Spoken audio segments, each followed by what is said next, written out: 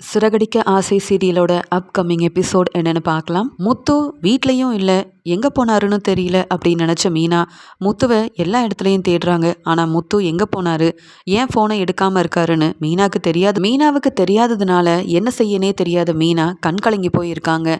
வீட்டுக்கு வந்த மீனாவும் எந்த வேலையும் செய்ய முடியாம முத்துவோட ஞாபகத்துல இருக்கிறத அண்ணாமலை கவனிக்கிறாரு. உடனே அண்ணாமலையும், ஏமா மீனா, இன்னும் முத்து வீட்டுக்கு வரலையே, ஃபோன் பண்ணி பாத்தியா, ஃபோன் எடுத்தானா, நீ முத்துக்கிட்ட பேசுனியாமா? நானும் பல முறை ஃபோன் பண்ணேன், ஆனால் முத்துவோட ஃபோன் ஆஃப்லேயே இருக்குது. இப்படி சொல்லாமல் முத்து என்றைக்கும் வெளியில் போனது இல்லை. எங்ககிட்ட பெருசாக சொல்லலைனாலும் உன்கிட்ட சொல்லாமல் போனது இல்லைல்லம்மா. உங்களுக்கு இடையில ஏதாவது பிரச்சனையா மீனா? கோவத்தில் அவன் வீட்டை விட்டு எங்கேயும் வெளியில் போயிருக்கானா என்ன அப்படின்னு அண்ணாமலை கேட்ட உடனே மீனாவும், அப்படியெல்லாம் எதுவும் இல்லை மாமா, நாங்கள் சந்தோஷமாக தான் பேசிக்கிட்டோம். நேற்று கூட நான் ஸ்வீட்டெல்லாம் வாங்கிட்டு வந்து கொடுத்தேனே, எனக்காக அந்த டெக்கரேஷன் ஆர்டரில் பணம் கிடச்சிருக்குன்னு சொன்ன உடனே உங்கள் பையன் முத்து ரொம்ப சந்தோஷப்பட்டார். அந்த பணத்தெல்லாம் நான் சேர்த்து வைக்கிறேன்னு சொல்ல அவரும் ஒன்றுமே பேசாமல் தான் மாமா இருந்தார். எந்த பிரச்சனையும் இல்லை. ஆனால் எதுக்காக இப்படி சொல்லாமல் வெளியில் போனாருன்னு ஒன்றுமே புரியல மாமா. எனக்கு தாங்க முடியல, ரொம்ப அழுகையாக வருது அப்படின்னு சொல்லும்போது உடனே விஜயாவும், நீ தான் ஏதாவது பேசியிருப்ப, அவனை ஏதாவது திட்டியிருப்ப, அதனால தான் அவன் கோவத்தில் யார்கிட்டையும் சொல்லாமல் வீட்டை விட்டு வெளியில் போயிட்டான். இப்போ உனக்கு நிம்மதியாக தானே இருக்கும். என்னைக்கு முத்து வாழ்க்கையில் நீ வந்தியோ, இந்த வீட்டில் நீ வந்ததுலேருந்தே இப்படி தான் ஒவ்வொரு பிரச்சனையாக வந்துக்கிட்டு இருக்குது. அதுதான் சொல்கிறேன், பேசாமல் உங்கள் அம்மா வீட்லேயே போயிரு.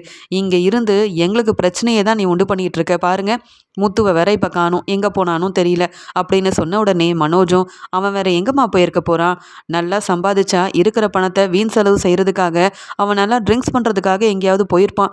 வேற அந்த முத்துவுக்கு என்ன தெரியும், இந்த மீனா ஏதாவது பிரச்சனை செஞ்சுருப்பாங்க, மனசு வேதனையில் இப்படி ட்ரிங்க்ஸ் பண்ணிட்டு வீட்டுக்கு வந்து வீட்டில் பெரிய பிரச்சனை செய்ய போகிறாமா அப்படின்னு மனோஜும் சொல்லும்போது உடனே மீனாவும், அப்படியெல்லாம் நடக்காது.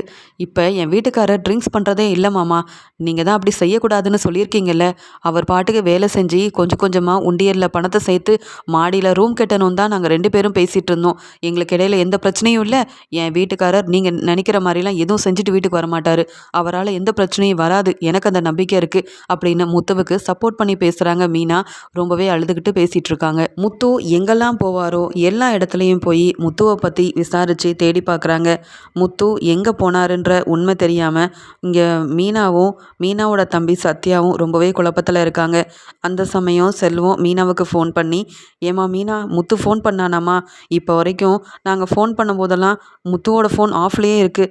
வேலைக்கு போயிருந்தா கண்டிப்பாக அவன் ஃபோனை ஆஃப் பண்ணி வச்சுருக்க மாட்டான். என்னம்மா தங்கச்சி, ஏதாவது பிரச்சனையா? முத்து கோவத்தில் எங்கேயாவது கிளம்பிட்டானாமா? உண்மையை சொல்லுமா மீனா. இவ்வளோ நேரமாகியும் முத்து எங்ககிட்டயே பேசாமல் இருந்ததில்ல. அப்படி இருக்கும்போது உன்கிட்ட பேசாமல் எப்படிமா இருப்பான்? எனக்கு என்னவோ ரொம்ப பயமாக இருக்குமா அப்படின்னு செல்வம் மீனா கிட்ட சொல்ல, மீனா அழுதுகிட்டே, எனக்கும் அதே பயத்தில் தான் நான் இருக்கேன். என்கிட்ட சொல்லாமல் வெளியில் போனதே இல்லை. பிரச்சனையாக இருந்தால் கூட நான் ஃபோன் பண்ணால் உடனே எடுத்து பேசிடுவார். என்ன பிரச்சனையாக இருந்தாலும் என் மேலே இருக்கிற பாசம் உங்கள் ஃப்ரெண்டு முத்துவுக்கு குறைஞ்சதே கிடையாது. நான் பயப்படுவேன்னு சொல்லி ஃபோன் எடுத்து பேசிடுவார். ஃபோன் அவர்கிட்ட இல்லைனா கூட இருக்கிறவங்க கிட்ட ஃபோனை வாங்கியாவது பேசுவார். ஆனால் என்னன்னு தெரியல, இவ்வளோ நேரமாகியும் அவர் வரவும் இல்லை. எங்களுக்கு இடையில எந்த பிரச்சனையும் இல்லை, நல்லா தான் இருந்தோம். ஆனால் இப்போ எங்கே போயிருக்காருன்னு தெரியல அப்படின்னு சொல்லி ரொம்ப அழுகிறாங்க. உடனே செல்வமும், நீ கவலைப்படாதம்மா, எனக்கு தெரிஞ்சவங்க கிட்டலாம் நானும் கேட்டுட்ருக்கேன்.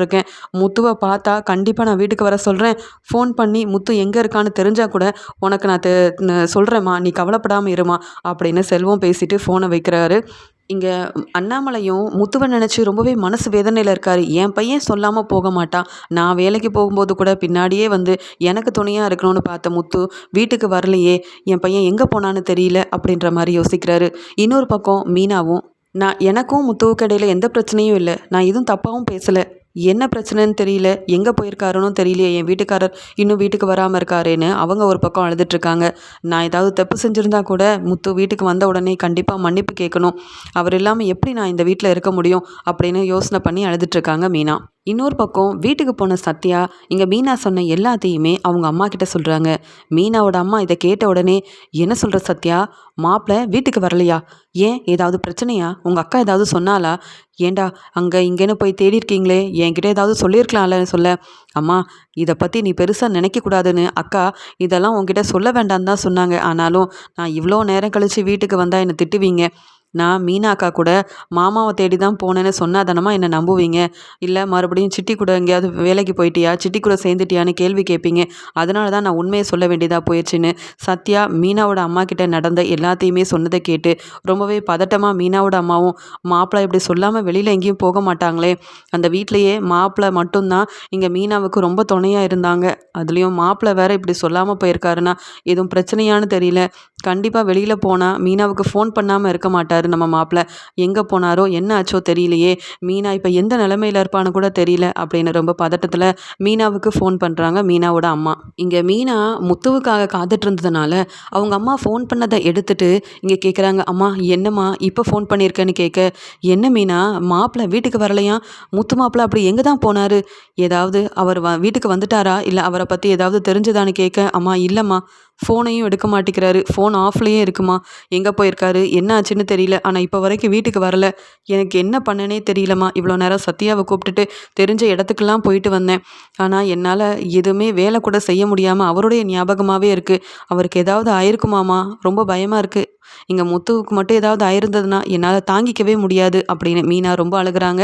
அழுதுட்டுருக்க மீனாவுக்கு அவங்க அம்மா ஆறுதல் சொல்கிறாங்க, நீ அப்படிலாம் நினைக்காத, முத்து மாப்பிள்ளையோட நல்ல மனசுக்கு எல்லாமே நல்லதாக தான் நடக்கும், அவர் எங்கேயாவது வெளியில் வேலைக்கு தான் போயிருப்பாரு, கண்டிப்பாக வீட்டுக்கு திரும்பி வந்துடுவார், நீ அழுதுகிட்டே இருக்காத, நீ கொஞ்ச நேரம் ரெஸ்ட் எடு, நான் எப்படியும் நாளைக்கு உன்னை பார்க்க இங்கே வரேன் அப்படின்னு சொல்லிட்டு ஃபோனை வைக்கிறாங்க மீனாவோட அம்மா.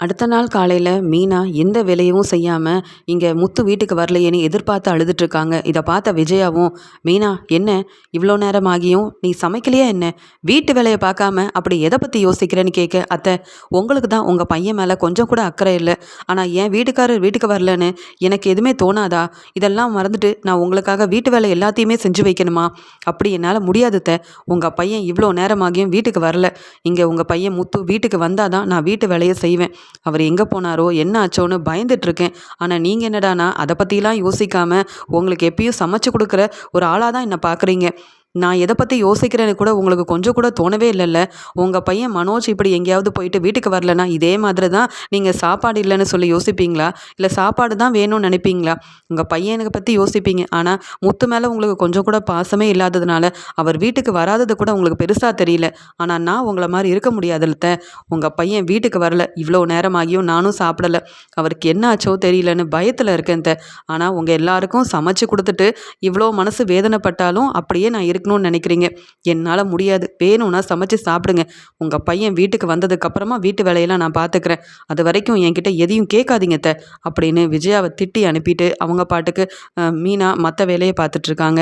உடனே அண்ணாமலையும், என்ன விஜயா கொஞ்சம் கூட யோசிக்காமல் பேசுகிற, இங்கே முத்து வீட்டுக்கு வரலன்னு நானும் எதிர்பார்த்துட்ருக்கேன், எனக்கே இவ்வளோ மனசு வேதனையாக இருந்தால் மீனா எப்படி இருப்பான்னு கொஞ்சம் யோசிச்சு பாரு, உன் பையன் ரவிக்கும் மனோஜுக்கும் இப்படி நடந்திருந்தா இதே மாதிரி சாப்பாடு தான் முக்கியம்னு நீ பேசுவியா என்ன, ஏன் தான் முத்துவை மட்டும் புரிஞ்சிக்க மாட்டேங்கிறியோ, முத்துவால் மீனாவையும் மருமகளாக ஏற்றுக்காமல் வேலை செய்கிறவளாக தான் மீனாவை பார்க்குறியே தவிர்த்து மற்றபடி உன் மருமகளாக என்னைக்கு நடத்துவியோ தெரியல, வேணும்னா சமைச்சு சாப்பிடு, அப்படி இல்லையா பேசாமல் உன் டான்ஸ் கிளாஸ்க்கு கிளம்பிப்போ, இங்கேருந்து தேவையில்லாமல் பிரச்சனை செஞ்சிட்ருக்காத, மீனா எவ்வளோ மனசு வேதனைப்பட்டுட்ருக்கா, அவகிட்ட போய் சமைக்க சொல்லிகிட்டு இருக்க, மற்ற மருமகள்கிட்டலாம் இந்த வேலையை சொல்லிப்பாரு, அப்போ உனக்கு தெரியும், அவங்களும் இந்த வீட்டுக்கு வந்த மருமக தானே, ஏன் ரோஹிணியை சமைக்க சொல்லு, இல்லை ஸ்ருதியை சமைக்க சொல்லு, முடிஞ்சால் நீ கூட சமைச்சு சாப்பிடு, எப்போ பார்த்தாலும் மீனாவையே வேலை சொல்லிகிட்டு இருக்காத விஜயா, உனக்கு வேறு வேலையே இல்லைன்னு திட்டிட்டு இங்கே முத்து வரலையேன்னு ரொம்ப கவலையில் இருக்காரு அண்ணாமலை. கொஞ்ச நேரம் கழிச்சு முத்து ரொம்ப சோகமாக ரொம்பவே டயர்டாக வீட்டுக்கு வராரு.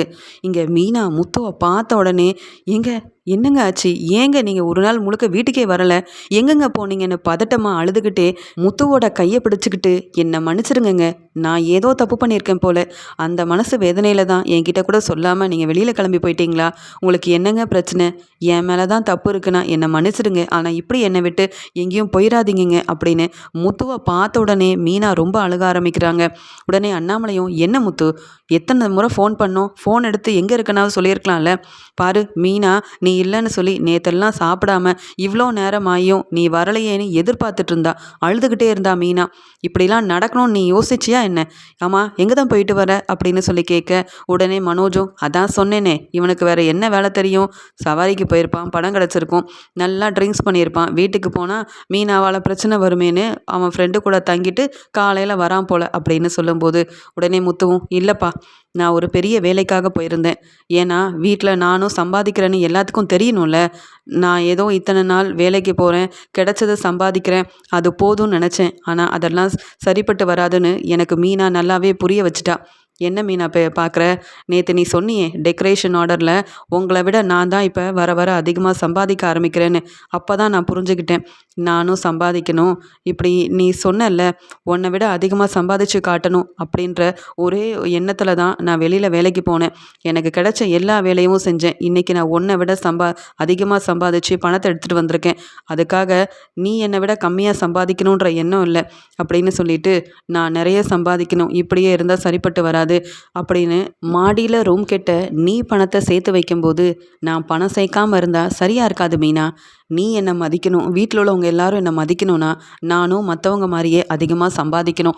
அப்போ தானே நல்லது. வீட்டுக்கும் பணம் கொடுத்து உனக்கு தேவையானதை வாங்கி கொடுக்காம இத்தனை நாள் மீனா சம்பாதிக்கிறா, அந்த பணத்தை பயன்படுத்திக்கலாம் அப்படின்னு உன் மேலே உள்ள நம்பிக்கையில் இருந்தேன். அதெல்லாம் தப்பு அப்படின்னு நான் புரிஞ்சுக்கிட்டேன். இனி இந்த வீட்டுக்காக மட்டும் இல்லை, உனக்காகவும் உன்னுடைய தேவைக்காகவும் நமக்குன்னு தனியாக ரூமெல்லாம் எடுத்து கெட்டவும் நானும் பணத்தை சேகரிக்கணும். நான் இப்படியே என் ஃப்ரெண்ட்ஸு கூட பேசிக்கிட்டு நேரத்தையும் காலத்தையும் வீணாக செலவு பண்ணிக்கிட்டு இப்படி இருந்தால் நல்லது இல்லைன்னு தெரிஞ்சுக்கிட்டேன் மீனா. இனி நான் கண்டிப்பாக எல்லா வேலையும் செஞ்சு நானும் முன்னேறணும் அப்படின்ற ஒரு எண்ணத்தில் தான் நான் வேலைக்கு போனேன். மற்றபடி உங்கள் ஃபோனை எடுக்கக்கூடாதுன்னுலாம் நான் நினைக்கல. என்ன கொஞ்சம் மனசு வேதனையாக இருந்தது மீனா அப்படின்னு சொல்லி கண் கலங்கி முத்து பேசுகிறாரு. உடனே மீனாவும், நான் பேசுனதை நீங்கள் தப்பாக நினச்சிக்கிட்டீங்க, நீங்கள் இல்லாமல் என்னால் இருக்க முடியாதுன்னு உங்களுக்கு தெரியாதா? என் பணம் உங்கள் பணம்னு நான் என்றைக்கு பிரித்து பார்த்ததில்ல. ஏதோ ஒரு சந்தோஷத்தில் அப்படி பேசிட்டேங்க. நான் பேசுனதால் நீங்கள் மனசு வேதனைப்பட்டு இவ்வளோ கஷ்டப்பட்டு வேலை செஞ்சு இந்த பணத்தை கொண்டு வந்திருக்கீங்கன்னா முதல்ல என்னை மன்னிச்சிருங்கங்க அப்படின்னு முத்துக்கிட்ட மன்னிப்பு கேட்டு மீனா அழுகிறாங்க. உடனே அண்ணாமலையும், என்னதான் இருந்தாலும் நாங்கள் என்ன ஏதோன்னு பயந்துட்டோம். முத்து, நீ ஃபோன் பண்ணி சொல்லியிருக்கலாம், நீ வேலைக்கு போக வேண்டான்னு சொல்லலை. இப்போ வேலை செய்யாமல் வேறு எப்போ வேலை செய்ய போகிற? இந்த வயசுலையும் வேலை செஞ்சு சம்பாதிக்கணும்னு நானே நினைக்கும் போது நீ நல்லா வேலை செய்கிறதுல எந்த தப்புமே கிடையாது. உனக்குன்னு குடும்பம் இருக்குது. உனக்குன்னு இப்போ பாரு, மனோஜ் வேலை செஞ்சு தனி வீடு வாங்கணும்னு ஆசைப்படுற மாதிரியே நீயும் மாடியில் ரூம் கட்டணும்னு ஆசைப்படுறதுல எந்த தப்பும் இல்லை. ஆனால் நீ வெளியில் போகும்போது மீனா மேலே கோவமே இருந்தாலும் சொல்லிட்டு போனால் தானே நல்லதுன்னு சொல்ல. அப்பா, எனக்கு உண்மையாகவே கோவம் இருந்ததுப்பா. அதனால தான் யார்கிட்டையும் பேசக்கூடாதுன்னு என் வேலையில் மட்டும் கவனம் செலுத்தணும், எல்லாரை விடையும் அதிகமாக சம்பாதிக்கணுன்ற எண்ணத்தில் வெளியில் போனேன். கோவம் இப்போ இல்லை. அதனால் நான் பாட்டுக்கு வீட்டுக்கு கிளம்பி வந்துட்டேன்.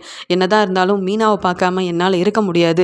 மீனா மேலே கோவம் இருந்தாலும் என்னால் ரொம்ப நேரம் அதே கோவத்தில் இருக்க முடியலப்பா அப்படின்னு சொல்லி அழுதுட்ருக்க மீனாவை ஆறுதல் படுத்தி பேசிகிட்டு இருக்காரு முத்து. இதை பார்த்த விஜயா, மீனா இப்போ தான் முத்து வீட்டுக்கு வந்துட்டானே, வீட்டு வேலையெல்லாம் செய்ய வேண்டியதானே? நான், ஸ்ருதி, ரோஹிணின்னு எவ்வளோ நேரம் தான் சாப்பிடாமையே இருக்கிறது? போய் முதல்ல வீட்டு வேலையை பாரு.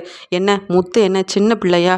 அவன் வந்த உடனே இவ்வளோ அழுதுகிட்டே பேசி அவனை சமாதானப்படுத்துறதுக்கு முதல்ல போய் வீட்டு வேலையை பாருன்னு சொன்னேன். உடனே முத்துவும், அம்மா நானே இப்போ தான் வந்திருக்கேன், மீனா அழுதுட்ருக்கா, இதில் வீட்டு வேலையை மீனா தான் செய்யணுமா?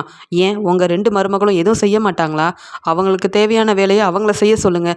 நான் மீனாவை வெளியில் கூட்டிகிட்டு போய் சாப்பாடெல்லாம் வாங்கி கொடுத்துக்கிறேன். வேணும்னா உங்கள் மருமக 2 பேர்த்துக்கும் நீங்கள் சமைச்சு கொடுங்க. வா மீனா, அழாத மீனா அப்படின்னு சொல்லி மீனாவை கூட்டிகிட்டு போயிடுறாரு முத்து. உடனே மீனா சொல்கிறாங்க, என்னை மன்னிச்சிருங்க, உங்கள் மனசு வேதனைப்படுற மாதிரி இனி நான் பேசவே மாட்டேன், நடந்துக்கவும் மாட்டேன்னு சொல்ல. மீனா, எனக்கு புரியாததை நீ புரிய வச்சுருக்க. சம்பாதிக்காமல் நான் ஃப்ரெண்ட்ஸ் கூட வீணா நேரத்தெல்லாம் செலவு செஞ்சது தப்புன்னு நான் புரிஞ்சுக்கிட்டேன். உன்னை விட அதிகமாக சம்பாதிக்கணுன்றதை விட உனக்கு தேவையானதை வாங்கி கொடுக்க நிறைய சம்பாதிக்கணும் அப்படின்றத நீ எனக்கு சொல்லி கொடுத்துருக்க மீனா. நீ எந்த தப்புமே செய்யலை. நான் தான் கோபத்தில் உன்கிட்ட பேசாமல் இருந்துட்டேன், என்னை மன்னிச்சிரு மீனா அப்படின்னு சொல்லி 2 பேருமே சமாதானம் ஆயிடுறாங்க. இதை பார்த்து அண்ணாமலை விஜயா கிட்ட, பாத்தியா மீனாவும் முத்துவை விட்டு கொடுக்காம இருக்கா, முத்துவும் மீனாவை விட்டு கொடுக்காம இருக்காங்க. இப்படியே இருந்தால் 2 பேரும் ரொம்ப சந்தோஷமாக இருப்பாங்க.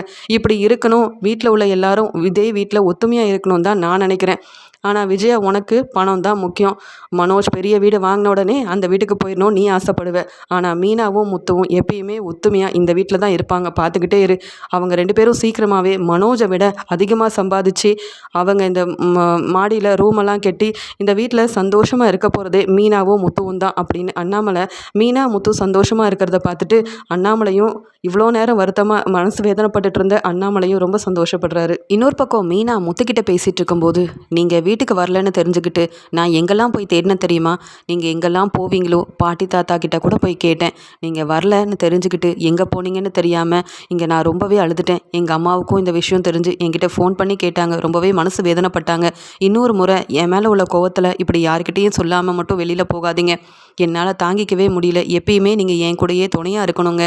நீங்கள் எனக்காக இந்த நடமாடும் பூக்கடையெல்லாம் வச்சு கொடுத்து நான் இப்போ நல்லா சம்பாதிக்கிறேன்னா அதுக்கு காரணமே நீங்கள் தான். எப்பயுமே நான் நல்லா முன்னேறணும், பெரிய சம்பாத்தியம்லாம் பார்க்கணுன்னு நீங்கள் தாங்க ஆசைப்படுவீங்க. அதனால் நீங்கள் இல்லாமல் நான் இல்லைங்க, அதை மட்டும் புரிஞ்சுக்கோங்க. எப்பயுமே உங்களை அவமானப்படுத்தணும்னு நான் நினச்சதே கிடையாது. நீங்கள் சம்பாதிச்சாலும் நான் சம்பாதிச்சாலும் அது நம்ம பணம். அதை புரிஞ்சுக்கிட்டு நம்ம ஒத்துமையாக இருக்கணுமே தவிர்த்து இப்படி கோவம்லாம் படக்கூடாதுங்க அப்படின்னு இங்கே மீனா முத்துவை சமாதானப்படுத்தி பேச முத்துவும் உடனே மன்னிப்பு கேட்டு, இனி இப்படி நடக்காது மீனா. 2 பேரும் கண்டிப்பாக நிறைய சம்பாதிச்சு மாடியில் சீக்கிரமாகவே நமக்குன்னு ஒரு பெரிய ரூமை கட்டணும். அதை பார்த்து எங்கள் அம்மாவுக்கே புரியணும் நம்மளால் எல்லாருமே செய்ய முடியும்னுட்டு. இப்போ வரைக்கும் மனோஜ் தான் நிறைய சம்பாதிக்கிறான் அப்படின்னு சொல்லி பெருமையாக பேசுகிற எங்கள் அம்மா நம்ம வளர்ச்சியை பார்த்து நம்ம நிறைய சம்பாதிக்கிறோன்னு பார்த்து என்னையும் மகனாக ஏற்றுக்கணும், உன்னையும் மருமகளாக ஏற்றுக்கணும். அப்படி நம்ம செய்யணும் மீனா அப்படின்னு 2 பேரும் ரொம்ப சந்தோஷமாக பேசிகிட்டு இருக்காங்க.